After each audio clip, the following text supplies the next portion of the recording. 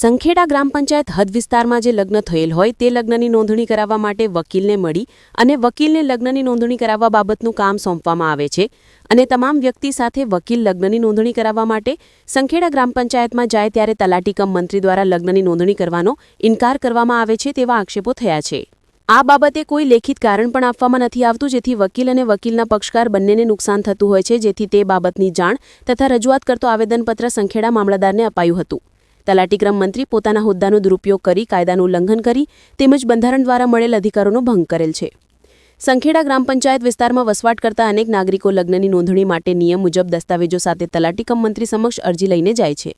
તલાટીશ્રી registrar તરીકે પોતાની ફરજ બજાવવા ઇનકાર કરે છે તેમજ અરજી સ્વીકારતા નથી।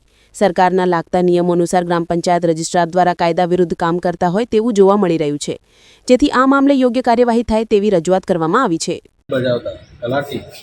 વિપુલ કુમાર કાંડાભાઈ પ્રજાપતિના છેલ્લા 1 મહિનાથી અમારા વકીલશ્રીઓ કે કોઈ પણ જાય છે તો મેરેજ નોંધવાની ચોખ્ખી ના પાડી દે છે। મેરેજ નહીં નોંધવાનું કોઈ સચોટ કારણ જણાવતા નથી ને એવું કહી દે છે કે હું મેરેજ નહીં નોંધું। આ બાબતે અમે અગાઉ આજથી 15-20 દિવસ પહેલાં કલેક્ટરશ્રીને, જિલ્લા વિકાસ અધિકારીશ્રીને તેમજ મુખ્યમંત્રીશ્રીને પણ લેખિતમાં રજૂઆત કરેલ છે। તેમ છતાં પણ આ જાડી ચામડીના અધિકારી એ માનવા તૈયાર નથી, જેના કારણે અમે આજે આવેદનપત્ર આપેલું છે।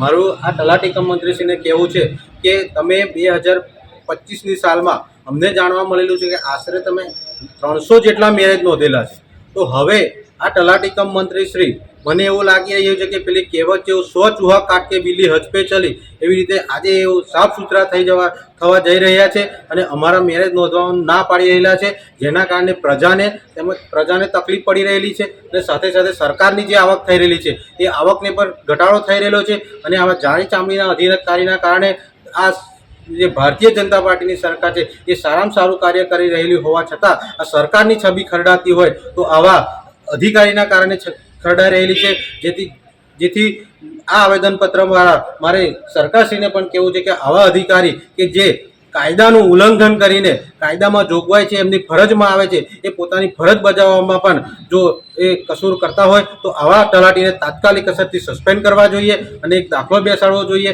કે જ્યારે પણ કોઈ પણ આવે તો એમને ફરજ બજાવવામાં એ સફળ બજાવી શકે। સંજય કે પરમાર, એડવોકેટ સંખેડા।